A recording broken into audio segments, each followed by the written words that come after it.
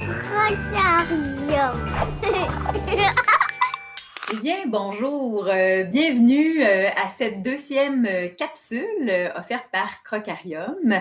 Je tiens d'abord à vous remercier pour vos questions, vos commentaires, c'est bien apprécié, soit sous la vidéo, hein, évidemment, on vous invite à nouveau à nous laisser vos mots et à vous abonner à notre chaîne YouTube pour suivre nos capsules ou à nous suivre sur notre page Facebook. Alors, j'en profite également pour remercier Desjardins, la Fondation Bon Départ ainsi que Solio, qui sont des partenaires de Crocarium et qui ont décidé de poursuivre l'aventure avec nous dans cette initiative improvisée en ce temps de confinement, hein, vu la situation de santé publique. Alors aujourd'hui, à notre capsule numéro 2, nous allons voir l'entretien des semis intérieurs et également nous allons fabriquer une observaboîte, car oui, nous voulons aller découvrir ce qui se cache pendant que notre plante pousse et qu'on la voit grandir. On veut aller voir là, sous la terre ce qui se passe grâce à l'observaboîte. Avant de vous donner le matériel et ce que vous avez de besoin, j'en profite pour vous rappeler que les capsules que Crocarium offre visent vraiment, en fait, invite les parents, les éducateurs, éducatrices à l'enfance, enseignants qui décident de partager ou de faire cette activité-là avec les enfants.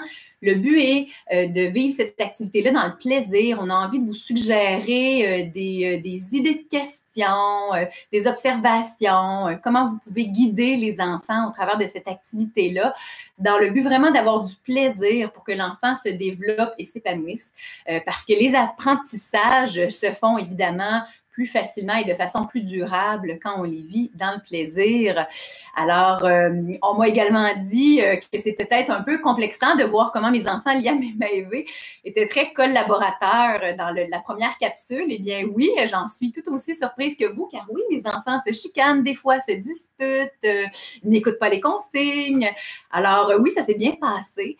Peut-être que c'est l'effet de la caméra. Je vous encourage à peut-être filmer vos enfants lorsque vous faites les activités, voir si ça n'a pas un effet calmant. Des fois, ça a l'effet contraire aussi. Sachez que c'est important aussi, si on sent que les enfants sont peut-être trop... je ne sais pas, auraient envie d'aller dehors ou que même nous, on n'est pas disposé à essayer quelque chose là, de nouveau, une activité, on remet ça plus tard. Il n'y a aucune pression. L'idée, c'est vraiment de vous inspirer.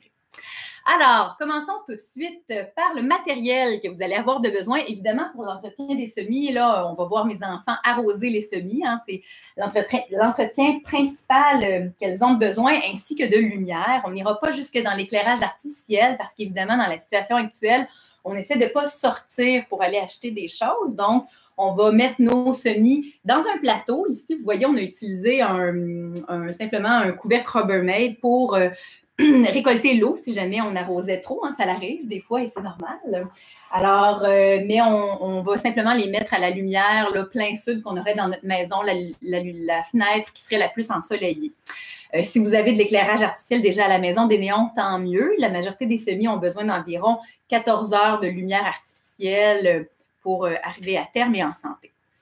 On va en parler plus tard de l'arrosage. Sinon, je vais vous parler du matériel que vous avez besoin pour l'observaboîte. Alors, on a besoin d'un contenant de 2 litres ici, hein, ciré, de ciseaux, parce qu'on va venir découper notre 2 litres. On a besoin également d'une petite feuille ici, que je vais prendre à l'instant, plastifiée. Moi, j'ai pris un protège-feuille, ça peut être un acétate. Il faut que ce soit assez rigide, pas trop élastique, parce qu'on va venir découper une petite fenêtre dans notre plastique qu'on va venir coller dans la fenêtre ici qu'on va avoir découpée. Ici, on va voir hein, l'intérieur, la terre, on va venir semer, on va faire en fait l'activité de la capsule 1 de semi-intérieur, on va venir la faire et on va pouvoir observer les racines se développer dans la terre. C'est l'objectif de ce bricolage-là.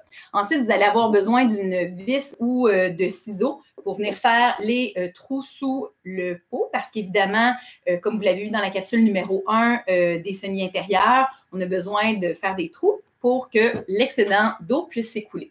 On va avoir besoin de colle. On va avoir besoin aussi de duct tape pour bien solidifier notre petite fenêtre. Et de crayons feutres qu'on va avoir besoin. On va avoir besoin d'une règle aussi. Et par la suite, je vais vous inviter aussi à décorer votre observaboîte. Ça, c'est les enfants aiment beaucoup ça. Alors, hein, papier, plumes, tout ce que vous avez pour décorer là, le tour de votre pot, de votre observaboîte, en fait.